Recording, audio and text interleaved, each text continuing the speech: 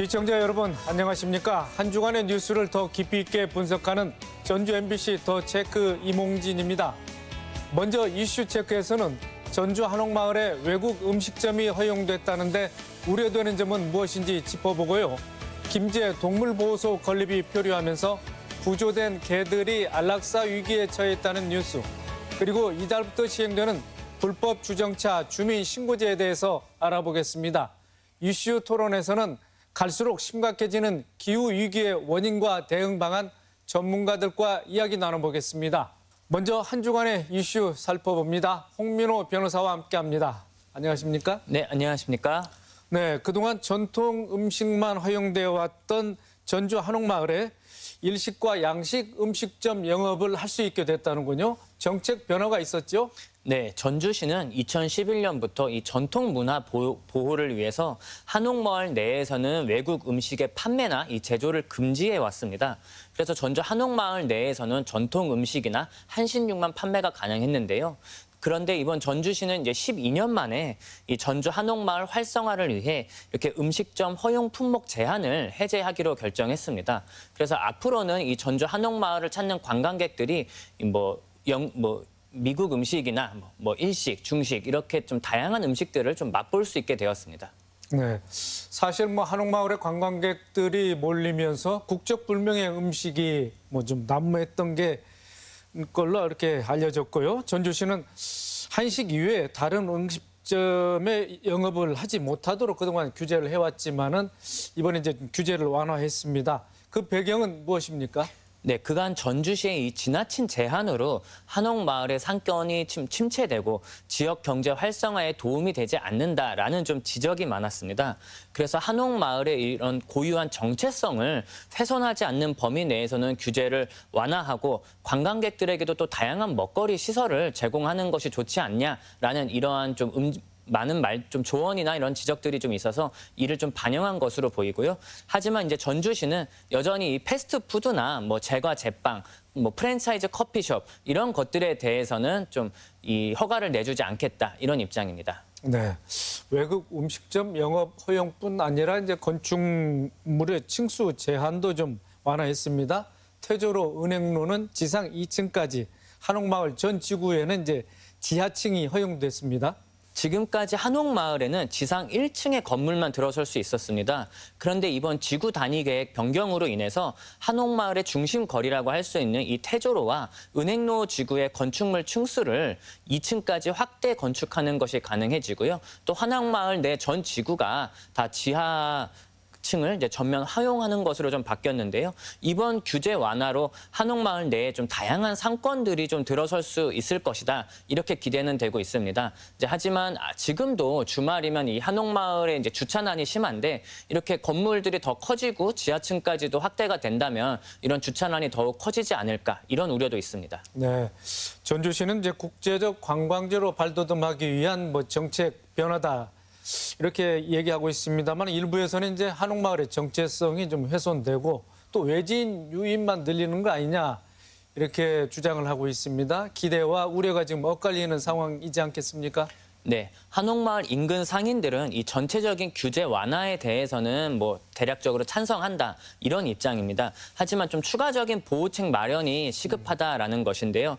일단 우선은 한옥마을 내 아직도 규제가 좀 많이 나와 있기 때문에 이런 것들을 좀 해제해 줄 필요가 있다. 그리고 이 건물들을 좀 증축할 수 있다고 하더라도 지금 워낙에 이 지가가 비싸기 때문에 이 건축 비용 역시 상인들에게는 좀 너무 큰 부담이 된다 이런 입장입니다. 그래서 좀 더욱 좀 조심스러운 점은 결국에는 이 돈이 많은 좀 외지인들의 어쨌든 투자 대상으로 전락하지는 않을까 좀 이런 우려가 있기 때문에 이 전주시는 서울의 서촌 등 좀 다른 한옥 지구들의 좀 사례를 참고를 해서 이에 대한 좀 보완책을 세워야 될 것 같습니다. 네, 알겠습니다.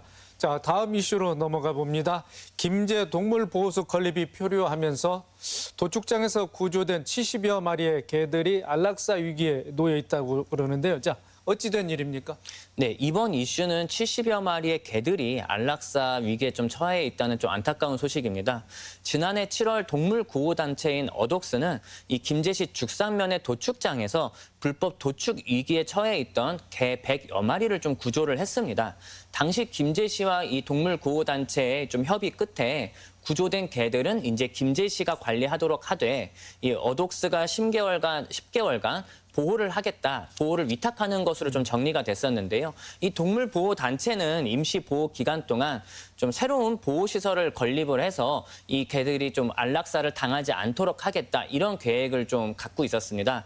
하지만 이제 문제는 이 예상과는 달리 이 동물 보호 시설 건립이 좀 필요한 상황이라 좀 더 이상 이 강아지 개들을 좀 관리를 할 수가 없어서 좀 안락사를 할 수도 있다, 이런 지금 상황입니다. 네, 동물 보호소 건립이 뭐 난항을 겪고 있는 이유는 어디에 있습니까? 네, 당초 이 동물 보호 단체는 그 새로운 이 동물 보호소 건립을 위해 좀 5개월간 좀 후원금을 모금을 했고요. 또 1억 4천만의 좀 후원금이 실제로 모았기 때문에 이 김제시 청하면에 이 1,000평 정도의 땅을 좀 부지를 좀 구매하기도 했습니다.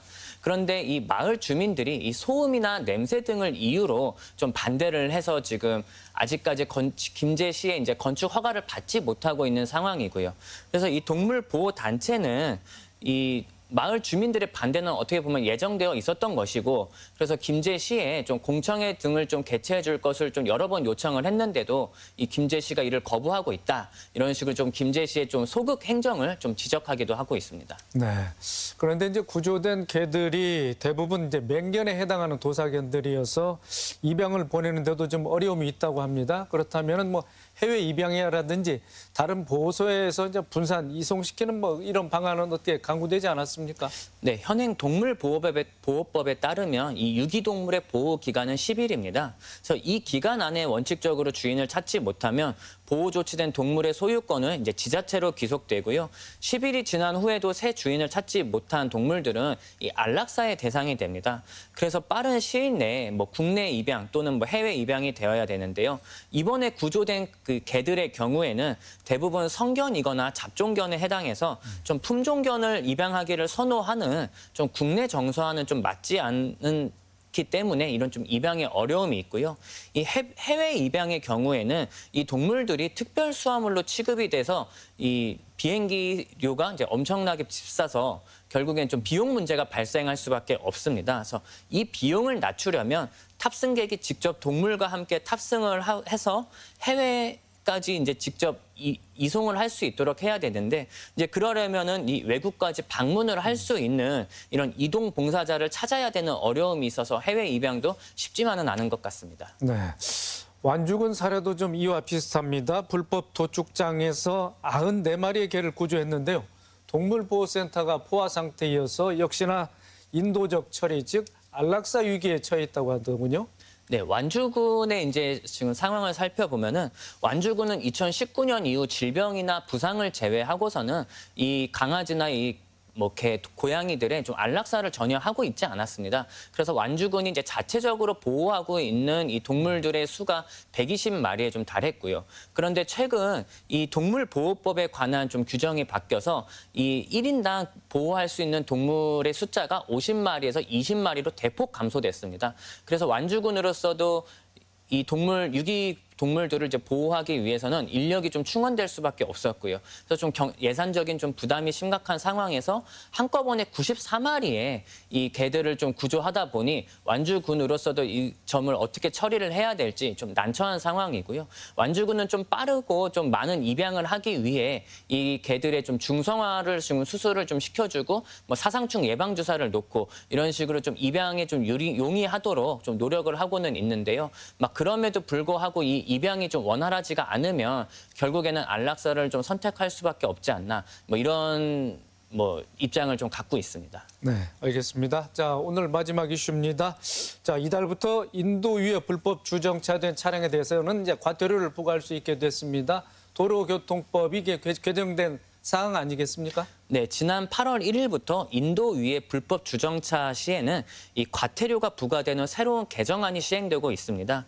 특히 7월 한 달간의 주민신고제 계도 기간이 끝났기 때문에 앞으로는 이 공무원의 현장 단속 없이도 주민신고만으로 승용차는 4만 원, 승합차는 5만 원의 과태료가 부과될 수 있기 때문에 이 차량을 운전하시는 분들께서는 앞으로 좀 인도 위의 주정차는 매우 주의하셔야 될 것 같습니다. 자, 인도위 주정차에 대한 주민신고제 이미 시행되고 있는 제도 아니겠습니까?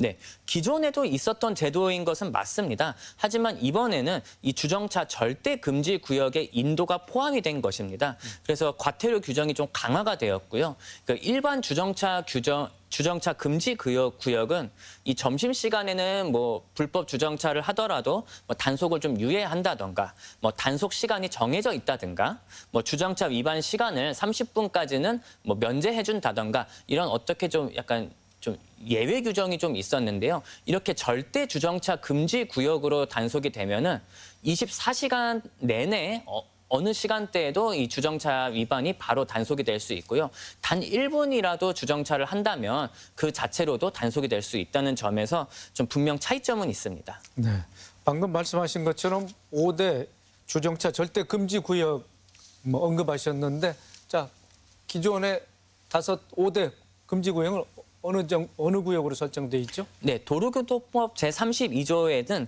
이 5대 주정차 절대 금지 구역이라고 해서 횡단보도, 교차로 모퉁이, 버스 정류장, 소화전, 어린이 보호구역 이렇게 주정차를 좀 엄격하게 금지하고 있어서 5대 주정차 금지 구역이라고 불렸습니다. 하지만 이제 지난 7월부터 주정차 절대 금지 구역에 이렇게 인도가 포함됨에 따라 주정차 금지 구역이 6군데로 늘어나게 된 것입니다. 네.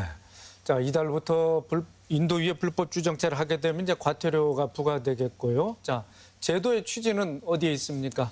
네, 주민신고제가 이렇게 시행이 되면 불법 주정차를 하더라도 꼭 공무원이 단속을 하는 것이 아니라 시민 누구나 단속이 좀 가능해지기 때문에 주민들이 이제 행정 업무에 참여할 수 있다 이런 장점이 있습니다. 또 기존에는 하루에 1인당 할 수 있는 신고의 건수가 3건에서 5건 정도에 불과했는데요. 앞으로는 이런 횟수에 제한이 없기 때문에 좀 많은 신고 건수가 이제 발생을 할 수 있고 그만큼 불법 주정차는 좀 줄어들 것이다. 이렇게 예상은 됩니다. 하지만 좀 단점도 있습니다. 이렇게 무제한적으로 신고가 가능함에 따라 담당 공무원들의 이 과도한 업무가 좀 부담이 될 수 있고요. 또 실제로도 이 담당 공무원들 중에서는 이런 이 민원들이 좀 과태료에 대한 이의 제기를 하는 민원인들이 많이 항의를 좀 해서 좀 스트레스를 좀 많이 받는 경우가 있는데 이 점에 대한 보완도 좀 필요할 것 같습니다. 네, 그러면 자, 주민 신고 방법은 어떠하고 또 보상금이 있는지 좀 궁금하고요.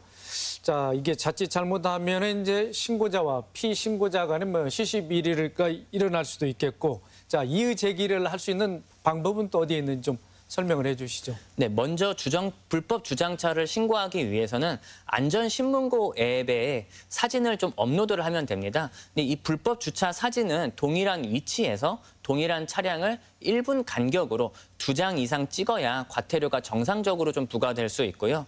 또 차량을 신고한다고 해서 포상금이 있지는 않습니다.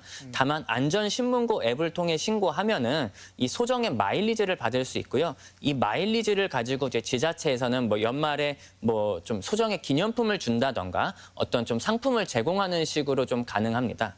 또 말씀하신 대로 좀 억울하게 과태료가 부과되시는 경우가 있을 텐데 이런 경우에는 처음 과태료를 받은 지 이 60일 이내에 이의 제기를 신청을 하면 되는데요. 이 이의 제기는 이 관할 구청에 직접 방문해서 제출하셔도 되고 아니면 팩스나 우편 어떤 식으로든 이 이의 제기는 가능합니다. 이렇게 이의 제기를 받은 구청은 이 이의 제기 서류를 가지고 이 법원에 송부를 하게 되고요. 그럼 최종적으로는 법원이 과연 이 이의 제기가 정당한지 여부를 이제 결정을 해서 이제 지자체와 이의 제기를 하신 분께 좀 송달을 하게 되고 이런 방법을 통해서 좀 구제받으실 수 있을 것 같습니다. 네, 알겠습니다. 자, 이번 주 이슈 체크 지금까지 홍민호 변호사였습니다. 수고 많으셨습니다. 네, 감사합니다.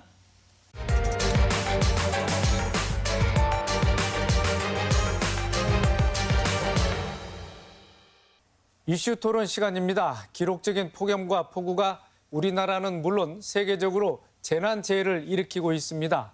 산업혁명 시대와 비교해서 현재 지구의 평균 온도가 1.1도 상승했고 2040년이 되면 1.5도 올라간다는 전망이 나왔는데요.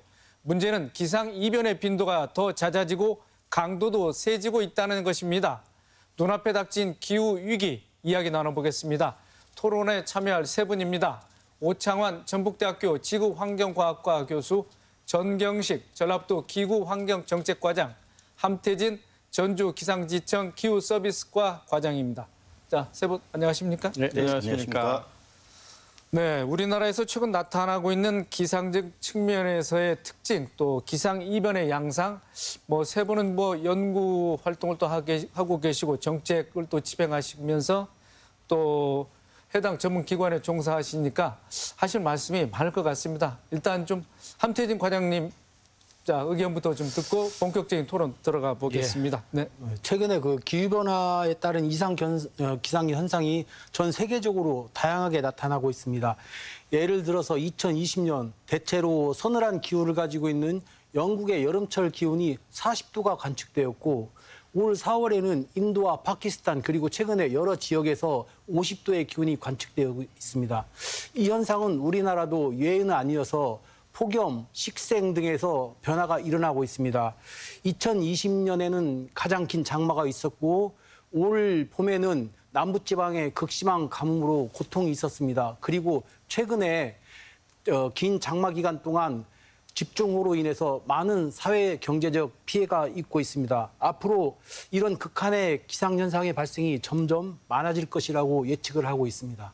자, 오창환 교수님께서는 예. 어떻게 보고 계십니까? 폭우만 있지 않고 방금 말씀하신 대로 가뭄도 있고요. 폭염만 있지 않고 또 이렇게 혹한도 있지 않습니까?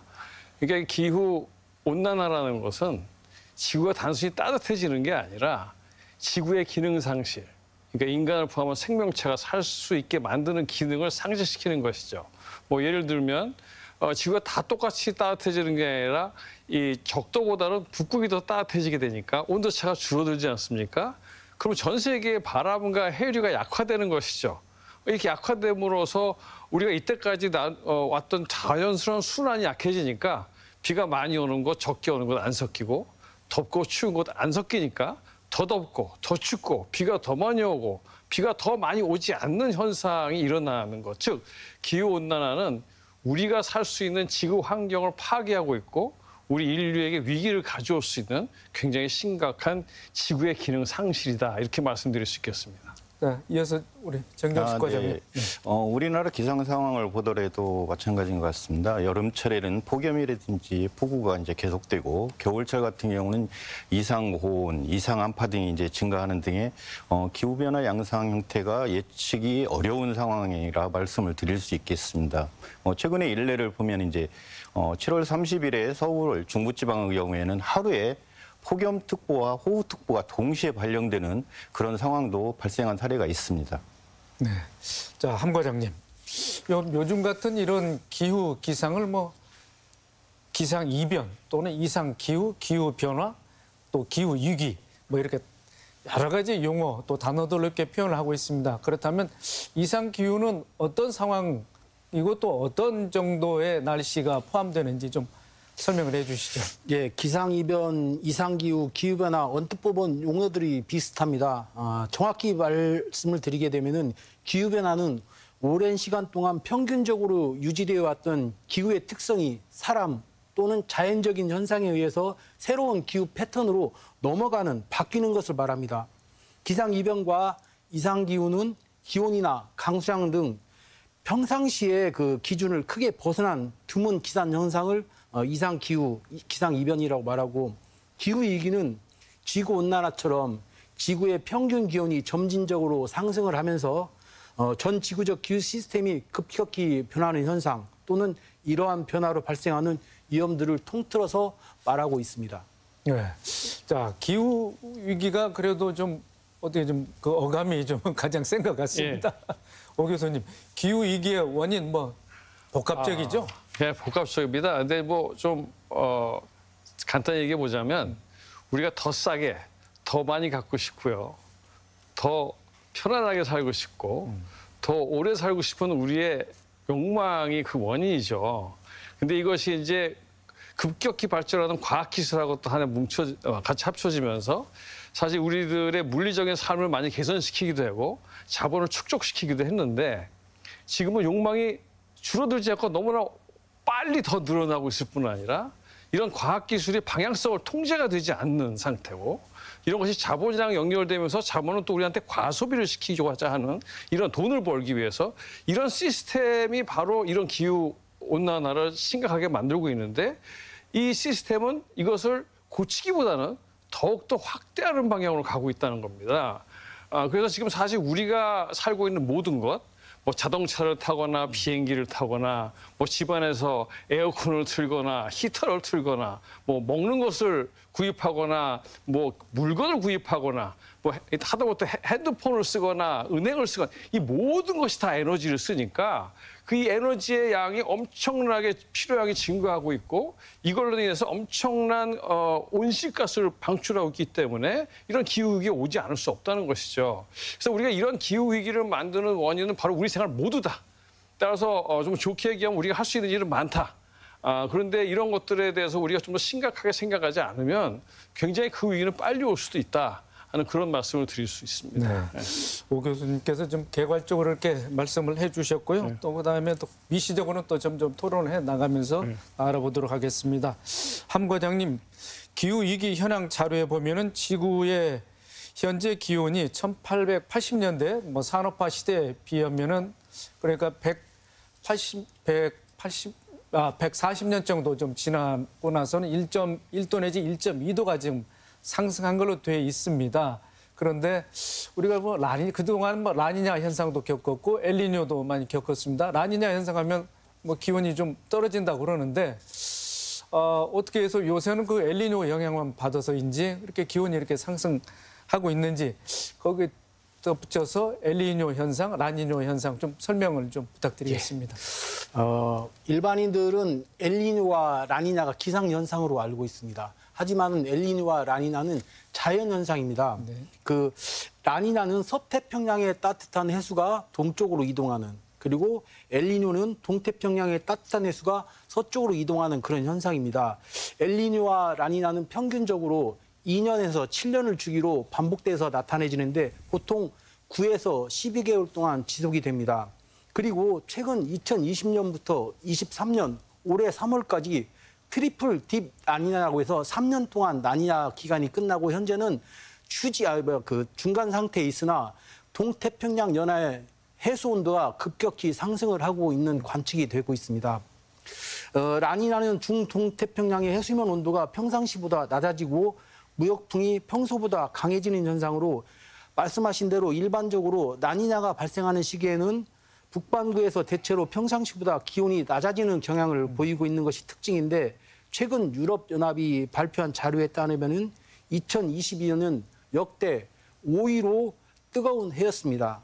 이에 영국의 기상학자는 지구온난화로 지난 3년간 기후 평균 기온이 기록적인 수준으로 올라갔었는데 장기화된 라니냐의 냉각 효과가 없다면 최근 기온은 훨씬 더 높았을 것이라고 설명을 하고 있습니다. 네. 자, 오 교수님, 그래서 기록적인 폭우가 생기고 역대급 뭐 폭염이 발생하지 않겠습니까? 기후의 심각성을 뭐 일반인들도 이제는 조금씩 또 차차 알아가는 것 같습니다. 예. 자, 전문가께서 보시는 기후 위기의 상황 어떤 징조들로 지금 나타나고 있습니까? 예, 이 모든 기후 위기를 종합해서 결과를 내보낸 것이 IPCC 기후변화에 관한 정부 간 협의체죠. 여기서는 지구의 온도가 산업혁명 이전에 비해서 1.5도 증가하는 것이 2050년, 최대 2050년이라고 했는데 2년 전 2021년도에 10년이 앞당겨졌다고 얘기해서 2040년, 그러니까 지금부터 18년밖에 남지 않은 것이죠. 그런데 이게 1.5도가 넘어가는 것은 어떤 의미냐면 더 이상 인간이 지구의 온도가 4.5도까지 증가하는 막을 수 없어진다. 즉 자연적인 온실가스의 증폭 현상이 일어난다는 겁니다. 그러니까 시베리아 같은 데서 시베리아 동토가 녹게 되면 그 안에 썩지 않았던 유기물들이 다 썩으면서 온실가스를 엄청나게 내놓고요. 또 170배 농축된 메탄 얼음 덩어리가 녹으면서 엄청난 메탄을 또 공급합니다. 이것은 이산화탄소에 비해서 23배 온실 효과가 있죠. 그다음에 이산화탄소를 흡수하던 해양의 식물 플랑크톤을 대량 멸종을 시키게 됨으로써 또 흡수를 못하게 되니까 이게 자연적으로 온실가스가 막 늘어나는 것이죠. 근데 이렇게 늘어나게 되면 그렇다고 우리가 시베리아에 올릴 수도 없고 바다의 플랑크톤을 살려낼 수도 없지 않습니까? 결국 무슨 얘기냐면 1.5도가 지나가면 자연 증폭 때문에 저희가 4.5도까지 증가하는 것을 어떻게 막을 수가 없고 막을 수 없다는 것은 우리에게 희망이 없어진다는 겁니다. 그래서 18년 동안에 희망을 찾기 위한 노력을 우리는 해야 된다. 그렇지 않으면 우리가 희망이 없어지고 이런 자연 파괴에 앞서서 이런 희망이 없어진 사회는 경제사회적으로 매우 심각한 문제가 발생하는 약육강식의 시대가 돼서 굉장히 어려운 세상에 올 거다. 이렇게 말씀을 드리고 싶습니다. 네. 자, 정경식 과장님, 기후 위기로 인해서 실질적으로 발생하는 피해, 뭐 전라북도에서도 뭐 해마다 집계를 내고 또 현황 조사를 하고 있을 텐데, 자, 어떻게 나와 있습니까?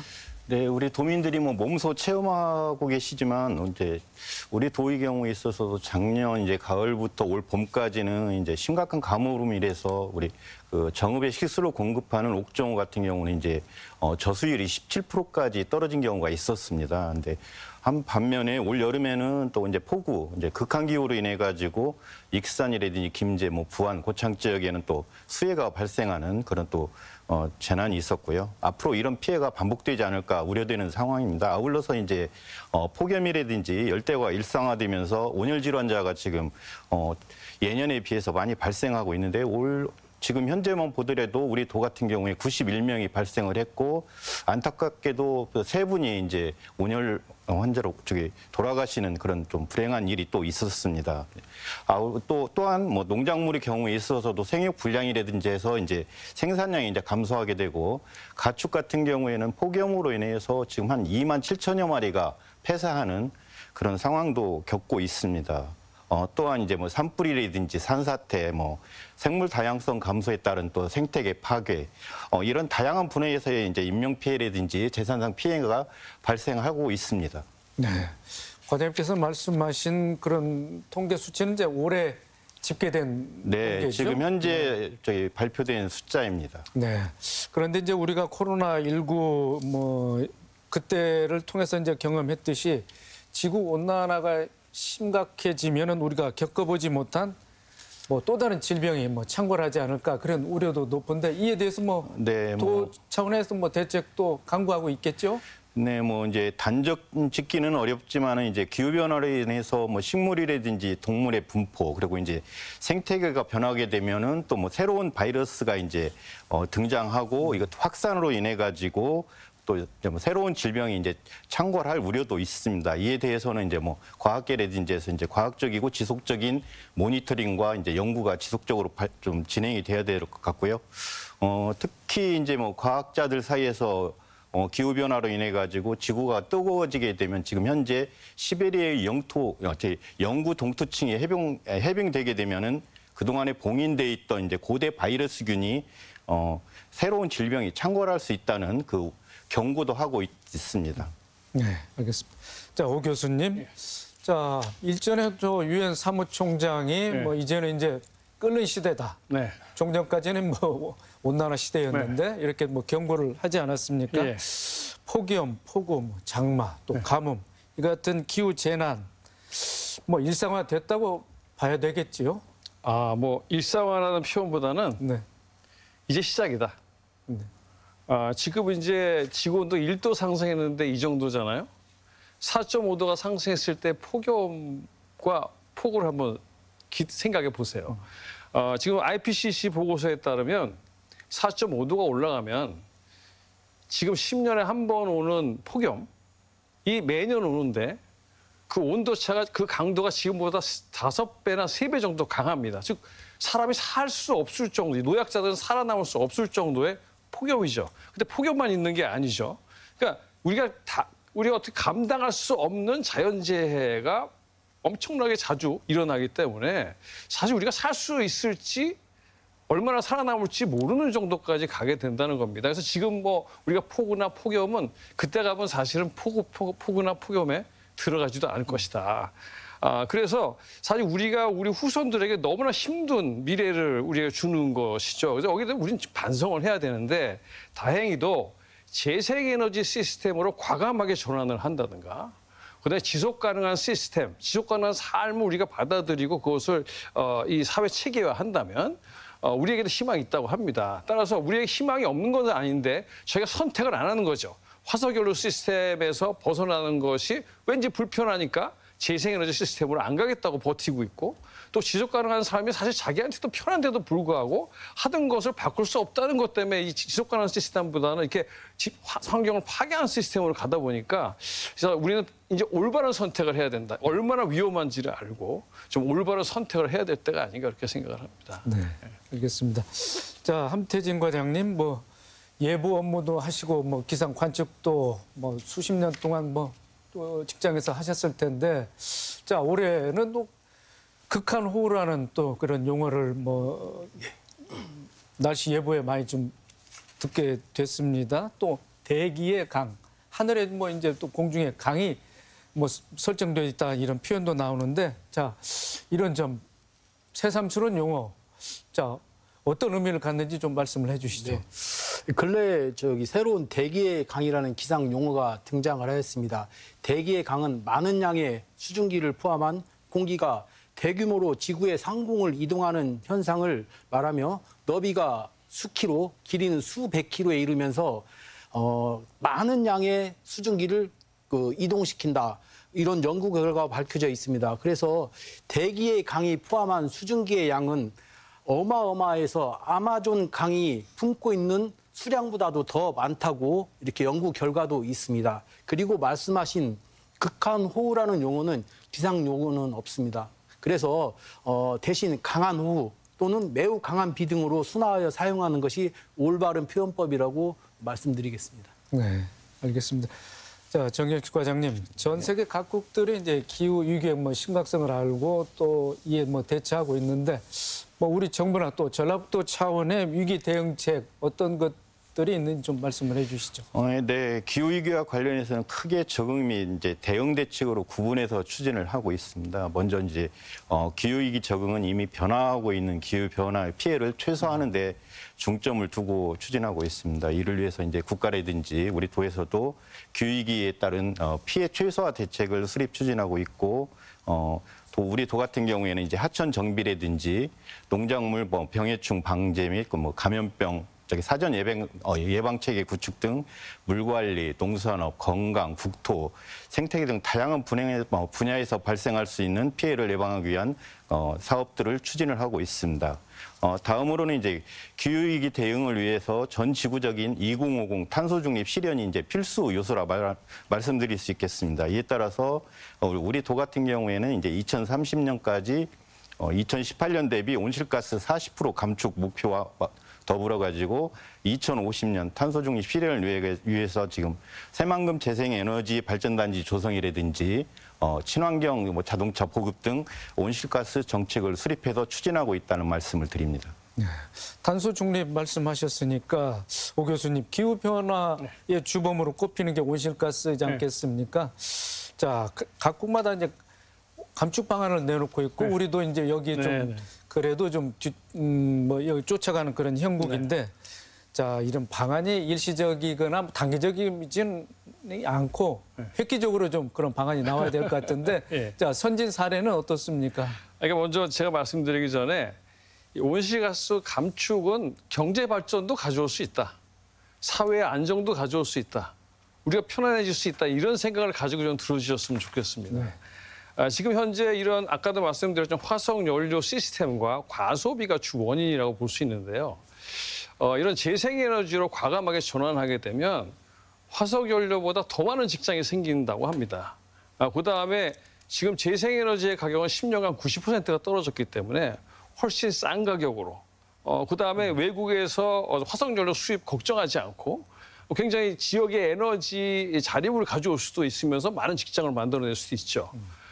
그다음에 또 요즘에 하고 있는 아리백이라든지 ESG를 들어보셨을 텐데, 이 ESG라는 건 뭐냐면 기업이 환경, 사회, 그다음에 투명한 경영을 근거로 하는 어떠한 기업 경영인데, 미국의 주식 회사 주식 장에서 1000개 기업을 조사해 봤더니 ESG를 하고 있는 기업의 성공 확률은 79%.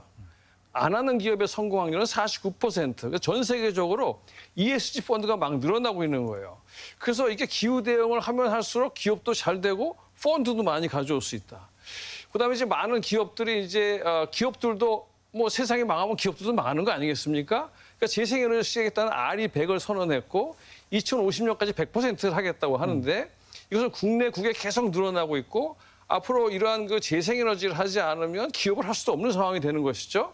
안 하면 탄소 국경세도 맞고 그러니까 재생에너지 시스템을 한다는 것은 사실 그 기업의 공장도 오고 그다음에 이 그 지역 기업들이 경쟁력을 갖는 것이기 때문에 절대 손해보는 것이 아니다. 그리고 요즘에는 이제 유엔에서 그 지속 가능 지표라는 걸 만들어서 전 세계가 함께 노력하자. 그래서 우리나라에서도 거기에 관련된 지속 가능 기본 법을 만들었고요. 그다음에 전국적으로 지속가능 발전 협의회를 통해서 민간 협력을 하고 있죠. 그래서 이런 노력들을 좀 더 우리가 잘 하면 되겠다. 근데 안타깝게도 아직은 이런 것에 대한 인식이 많은 분들에게 없기 때문에 이것이 확장이 돼야 되겠고, 그래서 제가 말씀드리고자 하는 것은 전 세계적으로 아까 말씀드린 여러 가지 노력을 하고 있는데 이런 노력이 우리는 고통스럽고 힘든 게 아니라 이 사회가 안전해지고 돈도 벌고 직장도 많아지고 그다음에 편안하고 행복해질 수 있는 것이다. 그래서 빨리 우리가 개념이 이러한 대응하는 것이 우리한테 힘들고 고통스러운 게 아니다라는 생각을 가지고 외국의 좋은 사례들 우리 빨리 받아들여서 극복을 했으면 좋겠습니다. 네, 이에 대해서 우리 정경식 과장님도 뭐 해법이라고 할까요? 뭐 전라북도 차원의 구체적인 실천 방안 있으면 좀 말씀해 주시죠. 우리 도민들이 이제 기후에 대한 경각심을 갖고 또 이를 이제 극복해 나가기 위해서 이제 우리 도민 스스로가 이제 탄소 중립 생활을 실천할수록 유도하는 것이 이제 우리 도가 해야 될 가장 중요한 역할 중에 하나라고 생각을 하고 있습니다. 따라서 이제 우리 도의 이제 대표적 실천 사업으로 이제 뭐 우리 도민들께서 잘 알고 계시고 참여해 주시고 계신데요.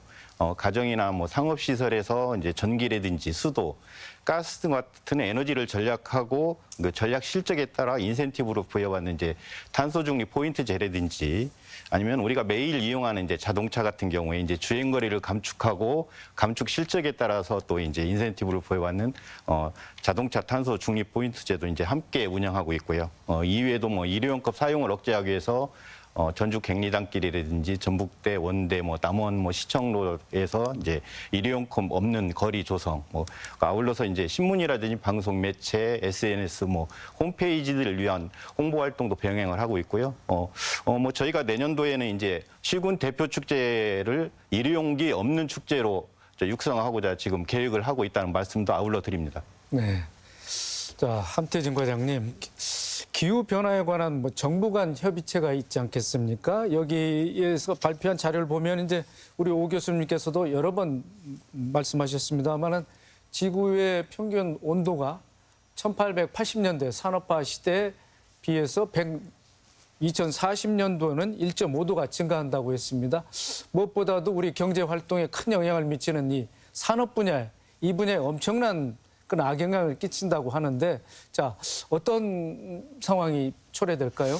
예, 제가 경제학자는 아니어서 뭐 깊이 알지는 못하지만은 최근에 이제 기후 변화가 산업에 미치는 영향에 대해서 많은 연구가 이루어지고 있습니다. 그 애리조나 대학의 경제학자 데릭 레모이는 폭염으로 노동 생산성이나 학습 능력이 현저히 떨어질 수 있다고 분석을 하였고, 유명한 월스트리트 저널은 여름철 평균 기온이 0.5도 상승하게 되면은 연간 경제 성장률이 0.15에서 0.25포인트 감소할 수 있다고 분석을 하였습니다.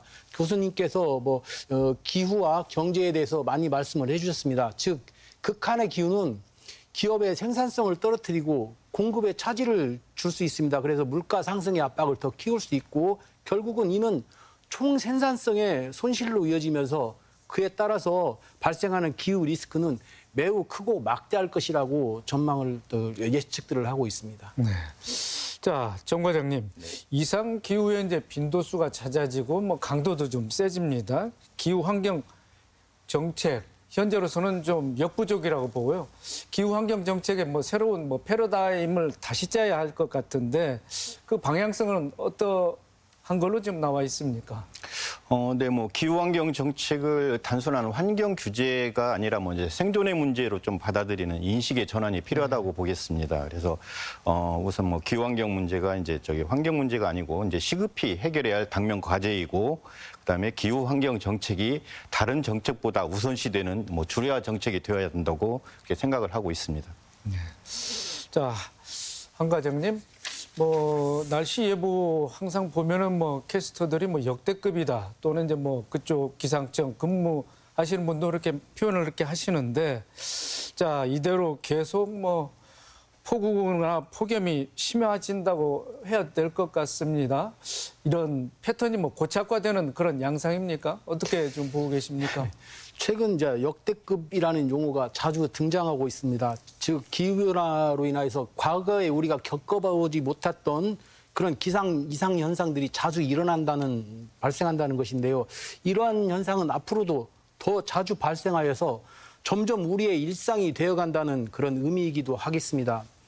기상청이 발생한 남한 상세 기후변화 전망 보고서에 따르면은 앞으로 날씨의 변화는 더욱 극단적으로 이루어질 것이라고 전망을 하고 있습니다. 따라서 이제 올 겨울의 날씨 또한 지구 온난화와 엘니뇨의 영향으로서 변동성이 매우 클 것으로 전망을 하고 있습니다. 네. 자, 뭐 지난 7월로 뭐 상정을 해서 그 뭐 몇 개월 전에 7월에 3일 빼고는 계속 뭐 우천, 비가 온다, 이런 뭐 인터넷상에 이런 뉴스가 좀 나돈 적도 있습니다. 그런데 그 예측이 딱 들어맞는 건 아닙니다만은 하여튼 강우가 상당히 좀 어느 해보다도 심했지 않겠습니까? 자, 이대로라면 올 겨울 날씨도 상상을 초월할 것 같은데, 한 과장님께서 뭐 쉽게 가늠하시진 못하겠습니다만은 뭐 그동안에 뭐 통계 수치를 봐서 또 올 여름 날씨에 좀 비추어서 올 겨울 날씨 그 기상청 내부에서는 어떻게 뭐 전망하고 계시는지 좀 말씀을 해 주시죠. 매우 어려운 질문인데, 지금 지구 온난화에 의해서 그 대기가 많이 변하고 시스템이 변하고 있습니다. 조금 전에도 제가 말씀드렸지만은 지구 온난화, 그리고 지금 엘니뇨가 발달을 하고 있는 단계에서 어떻게 올 겨울에 날씨 전망을 섣불리 진단하기는 기후 예측 전문가들 또한 우리 기상 전문가들도 쉽게 예측을 할 수 없는 그런 상태라고 말씀드리겠습니다. 네, 우리 오 교수님께서는 그동안 지구 환경 변화에 대해서 꾸준히 연구를 해오셨으니까 뭐 올 겨울에도 뭐 기상 이변이 있겠죠? 그러니까 이제는 기상 이변이 아니라 그냥 기상 기후 현상이라고 보셔야 될 겁니다. 그리고 앞으로는 더 심해질 거라고 생각이 되고요. 그래서 좀 이미 뭐 18년밖에 시간이 안 남았다는 걸 우리 알고 있으니까 여기에 대한 대책을 이제부터 세우지 않으면 앞으로는 계속 이런 일이 더 심하게 벌어질 수밖에 없다. 그리고 우리 후손에게 너무 미안한 일을 우리가 하게 될 것이다. 그리고 뭐 우리가 좀 즐겁게도 할 수 있고 돈도 벌 수 있고 경제적인 어떤 이득도 볼 수 있기 때문에 좀 더 적극적으로 우리가 이제 이런 기후 변화 대응에 긍정적인 마음을 가지고, 그래서 요즘에 이제 책을 보다 보니까 이런 책 봤습니다. 축복받은 불안. 약간 불안해야 세상이 변한다고 합니다. 이 기후 위기라는 것을 통해서 우리가 우리를 반성하고 새로운 시스템을 구축할 수 있다면 우리 후손에게 부끄럽지 않은 우리들이 될 수 있지 않을까. 그래서 이런 기후를 더 이상 후손에게 남겨주면 안 되겠죠. 네. 기후 위기에 뭐 대응하는 차원은 아닙니다만은 뭐 재해 상황을 좀 미연에 그래도 피해를 좀 최소화하기 위해서는 또 예측 시스템도 좀 개선해야 될 필요가 있지 않겠습니까, 한 과장님? 예, 지금 현재 기후 변화가 너무 심각하게 진행되고 있기 때문에 많은 과학자들 그리고 기상 전문가들이 이 기후 변화 예측을 위해서 많은 노력을 기울이고 있고, 앞으로도 그 많은 그 개선책을 내놓을 것으로 전망을 하고 있습니다. 네, 알겠습니다. 자, 토론을 뭐 거의 마칠 시간이 된 것 같습니다. 기후 위기에 대한 우리 대응책을 논의해봤는데요. 또 각자 위치에서 또 어떤 또 우리 일반인들도 노력해야 될지 좀 그 마무리 발언으로서 해주시길 바라겠습니다. 먼저 정경식 과장님. 네, 뭐 이제 기후 위기 극복, 뭐 탄소 중립 실현 등 여러 가지 표현들이 이제 뭐 강조되고 있는데요. 이 모든 단어들이 가리키는 하나의 이제 해법은 우리 모두가 이제 행동하는 것이라고 생각을 하고 있습니다. 그래서 이미 우리 많은 도민들께서 참여도 하고 실천도 하고 계시지만 이제 더 많은 도민들께서 탄소 중립이라든지 기후 위기 대응에 동참해 주실 것을 이제 부탁드리고 싶습니다. 그리고 아울러서 이제 우리들이 노력들이 이제 모이게 된다면 탄소 중립이라는 인류 공동 목표에 조금이라도 가까이 달성할 수 있다고 저희 보고 있습니다. 우리 모두 함께해 주십시오. 감사합니다. 네, 함태진 과장님. 네. 지구는 우리 것이 아니고 우리가 잠깐 빌려 쓰고 있는 것입니다. 기후변화에 관한 정부 협의체 IPCC에서는 지구 온난화는 인간의 영향에 의한 명백한 사실이고 그리고 굉장히 빠르고 광범위하게 진행되고 있다고 규정을 하였습니다. 이미 진행된 기후변화를 막을 수는 없습니다. 그러나 우리가 지금처럼 생활을 영위하기 위해서는 온실가스 배출을 줄이기 위해서 함께 노력하는 사회가 되어야 되겠습니다. 네. 자, 오창환 네. 교수님. 18년밖에 남지 않았습니다. 우리 아이들이 우리 우선 희망을 잊어버리게 됩니다. 희망을 잊어버린다는 것은 정말 현실이 지옥이 되는 것이죠. 기후변화뿐만이 아니라. 우리가 그것을 꼭 막아줘야 될 것 같고요. 그것을 막기 위한 행동이 우리에게 고통스러운 것만이 아니다. 오히려 어쩌면 이 지역이 정말 전국에서 가장 살기 좋은 지역이 될 수도 있는 그런 기회가 될 수도 있다. 그래서 좀 즐겁고 행복한 생각을 가지고 우리 후손들을 위해서 좋은 방안을 빨리 찾아내서 선택해서 수행해야 되겠다. 그렇게 수행하자 이렇게 부탁을 드리고 싶습니다. 네, 잘 알겠습니다. 오늘 세 분 열띤 토론해 주셔서 고맙습니다. 전 세계적으로 폭염과 폭우가 지속되는 상황을 두고 지구 온난화 시대가 끝나고 열대화 시대가 도래했다는 전문가 진단이 나오고 있습니다. 기후 위기에 효과적으로 대처할 시간이 그리 많이 남아있지 않다는 얘기가 될 텐데요. 속히 머리를 맞대고 지혜를 모아야 할 때가 아닌가 싶습니다. 더 체크 오늘 순서 여기서 마칩니다. 시청해 주신 여러분 고맙습니다.